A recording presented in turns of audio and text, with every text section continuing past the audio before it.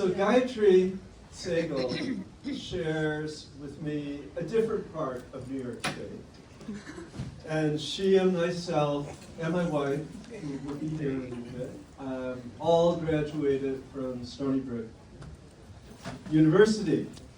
And as they entered the program here, they were able to bring this remarkable background in design and artistry to yoga studies in many ways.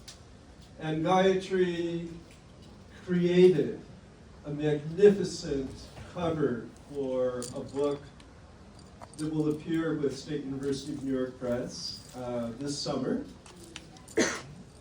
We'll bring the painting over so that you all can see it. Yeah, we will get it. It will be here. Without much more, let's hear about Bodhisattvism.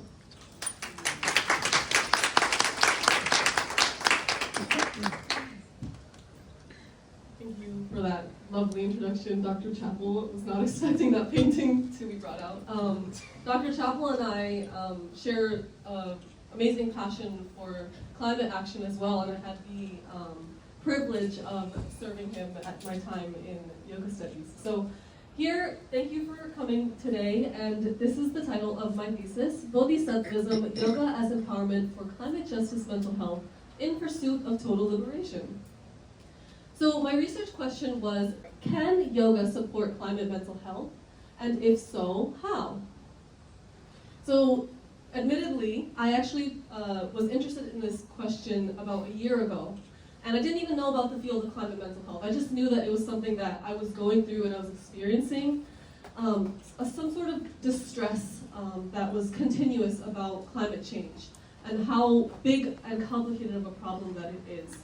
So I proposed it last year, and I sort of took this gap within that writing period to engage in my activism. And during that time, I found this field of climate psychology, also considered climate mental health, synonymously.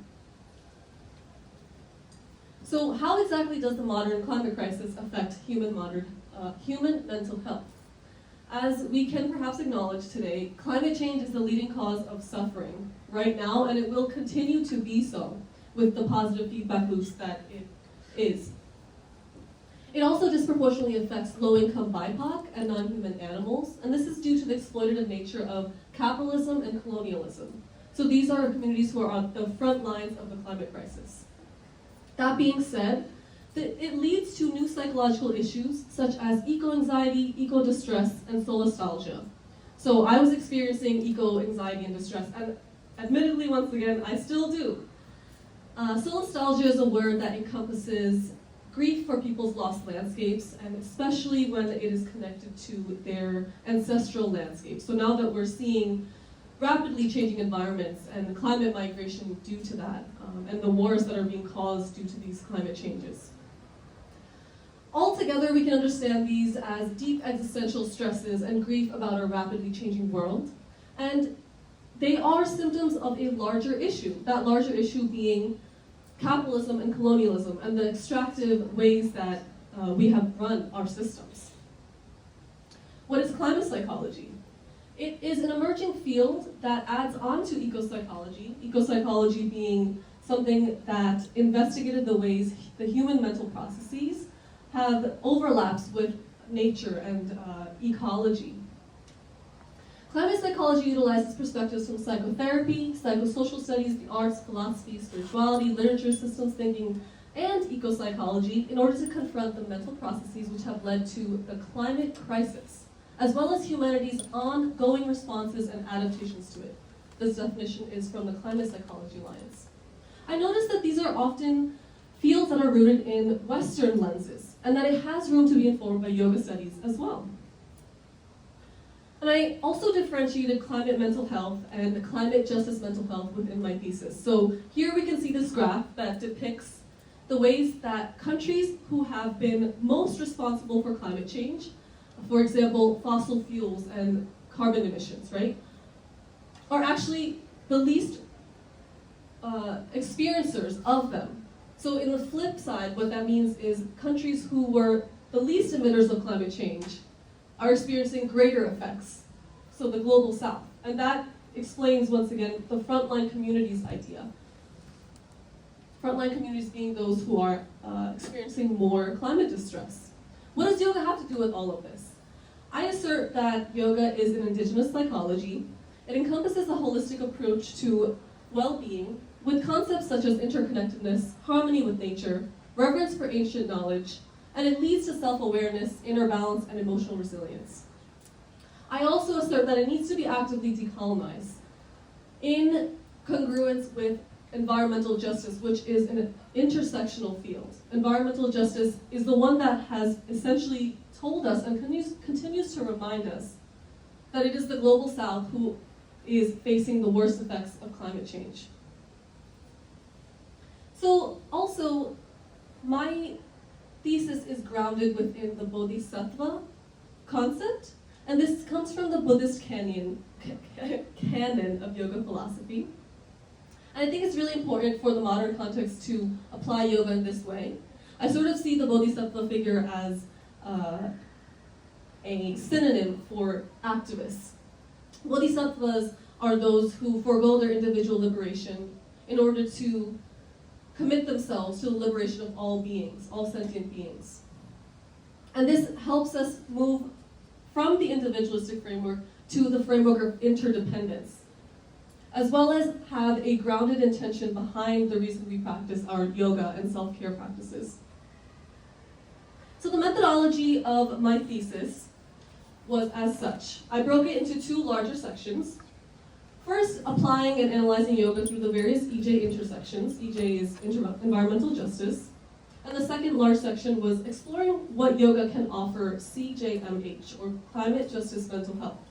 So I'm only going to be going through the two EJ intersections that are in green here, ecofeminism and anti-capitalism, as well as I'll be going through a bit of yoga philosophy and research-backed effective yoga practices for bodhisattvas. This is how I feel sometimes. Here's a meme. I'm just like, oh, oppression is connected. What do we do about it? So my yoga, mindfulness, and philosophical practice really help ground me. All right, so looking at yoga through some EJ intersections. Ecofeminism is one that understands that patriarchy is also responsible for the climate crisis because it's rooted in the division and dichotomy of man and woman. And this has led to things such as toxic masculinity. In the environmental field, it looks like petromasculinity, which is the glorification of fossil fuel culture. For example, cars and car cities and infrastructure. It also sort of asks us, how can we really ground ourselves within our earth rootedness? And how can yoga allow us to ground more within our earthen selves? One dichotomy I picked up within yoga philosophy, particularly the Samkhya school, is that between Prakriti and Purusha. So Prakriti is material feminine, and Purusha is the observer masculine. So the goal of Samkhya yoga is detachment from our material selves in order to reside in the observer state alone. However, ecofeminist activist Vandana Shiva asserts that Prakriti is the living force of nature and the one that deserves our protection today. So for CJMH, yoga would look like balance between both of these, between observation and embodiment, discernment and sustaining a lifestyle of activism, because climate change is happening. Ecofeminism also relates to gender justice and queerness, because both of them are tools of resistance against destructive systemic giants, capitalism and colonialism.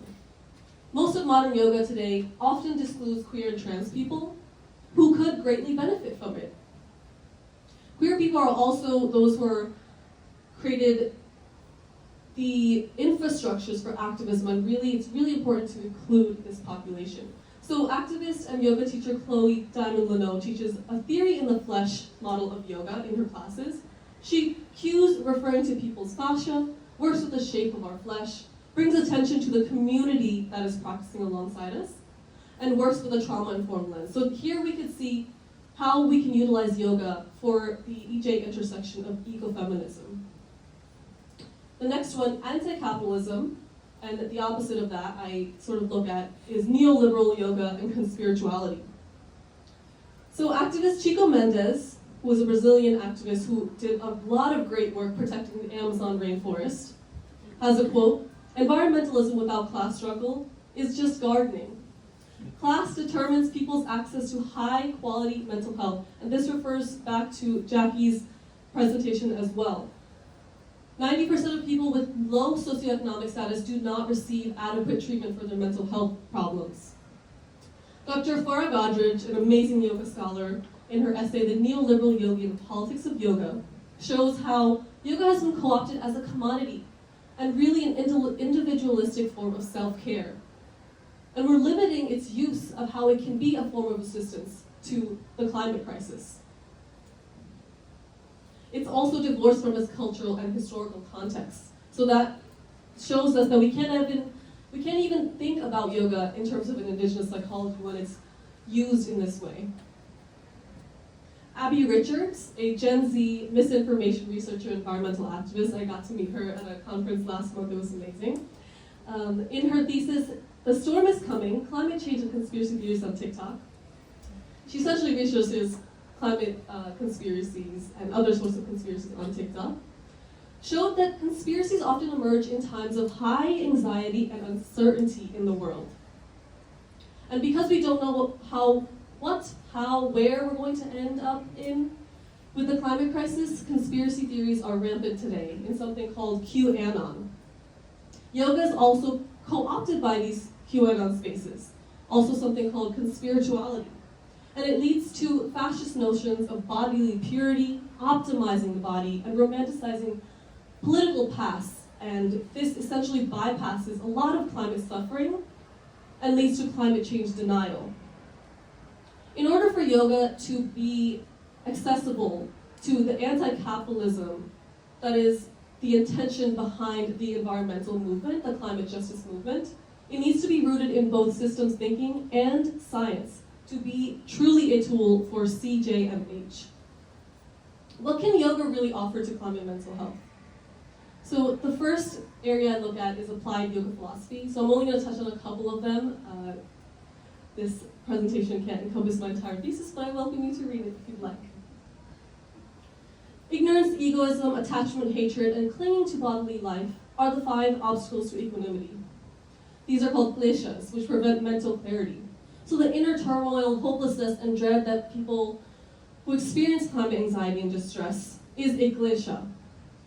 We can also be attached to our own or others' well-being, as well as have hatred towards humanity's evil sides. Thinking about humans' disconnectedness from nature. There's something that I often hear, which is that humans are the pest, and we're an invasive species that has spread all across the globe. And this is sort of that hatred, which is a klesha. And it prevents our mental clarity and ultimately our liberation. Ignorance is regarding the impermanent as permanent, the impure as pure, the painful as pleasant, and the non-self as the self. So we are preventing hope when we have these kleshas and this ignorance. Because impermanence, we can actually look at it as a source of hope. Climate change is one of those examples of impermanence happening rapidly, Things are just rapidly changing constantly. However, we can see this as optimistically because if we look at the course of history, actually, social movements have been successful. And our efforts are not wasted. When we refer to the painful as the pleasant, we can also cling to our ego distress. So these are ways that we prevent our liberation because we're attached to this mental root of suffering, which Lisa was talking about as well. Applied yoga philosophy in terms of loving kindness. So the Vesha is also translated as aversion, as well as hatred. Harvard researchers Dr. Daniel Goleman and Dr.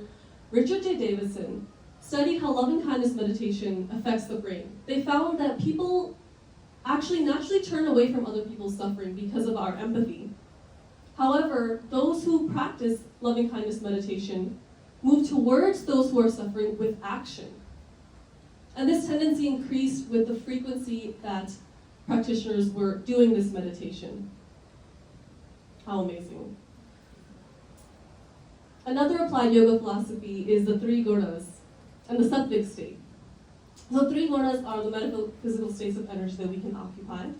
And one of my wonderful teachers, Dr. David B. Wolf, who was informed by the Bhagavad Gita and Srimad Bhagavatam, in his book Relationships at Work, showed that sattva is the state of being, tamas is the state of having, and rajas is the state of doing. So it's more distressful to start from an internal state of tamas, which is having, or an internal state of doing, which is rajas. This creates that eco-anxiety and distress. So we can actually start from a more empowering state, which is being internally, and from there we can create actions, and then have what it is that we're seeking, which is sustainability ultimately.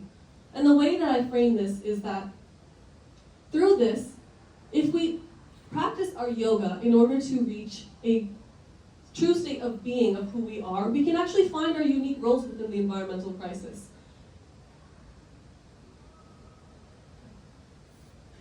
And that relates to the Bodhisattva principle once again. Because as Bodhisattvas, we can't be doing everything, but in our true state of beingness of who we are,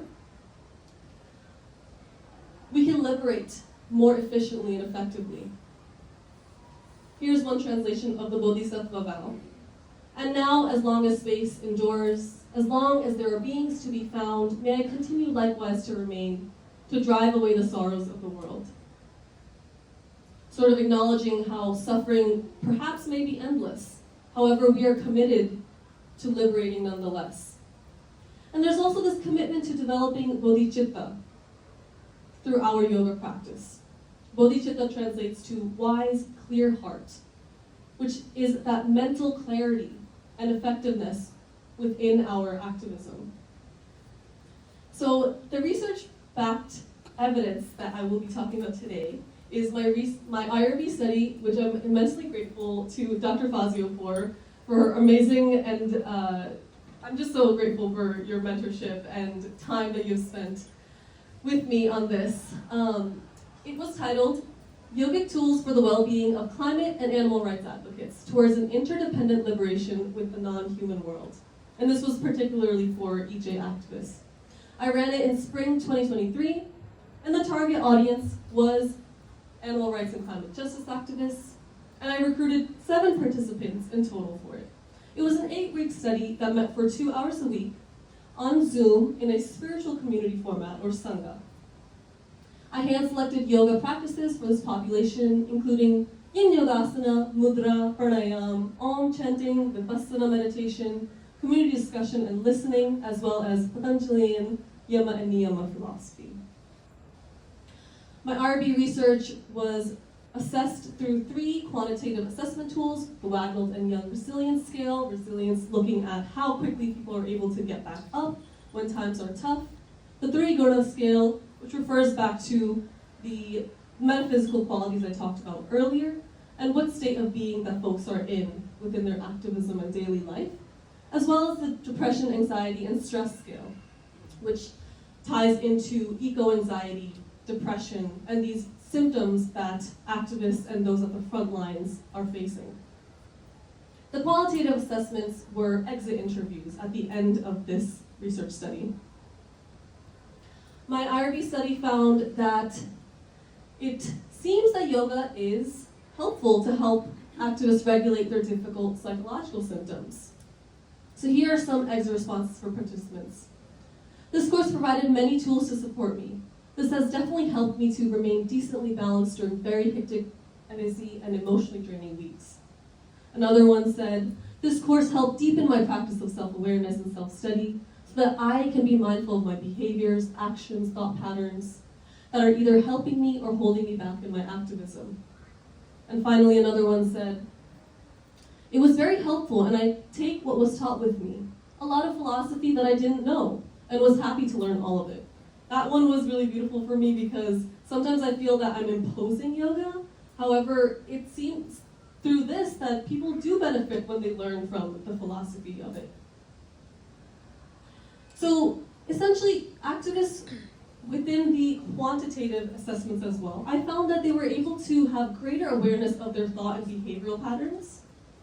They were able to improve their personal care, have a more equanimous, sattvic internal state, as well as have greater confidence and determination on their path of activism.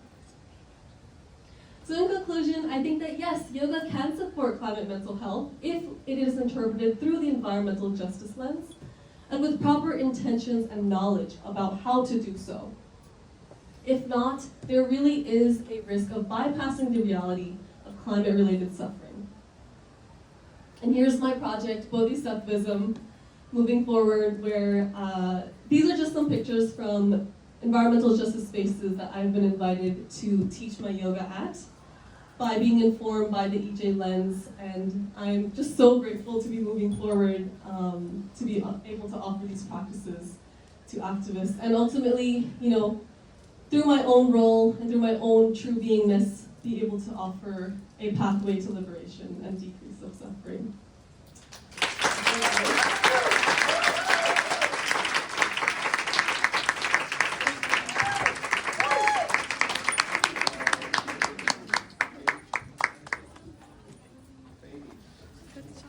Thank you. Such joy in time.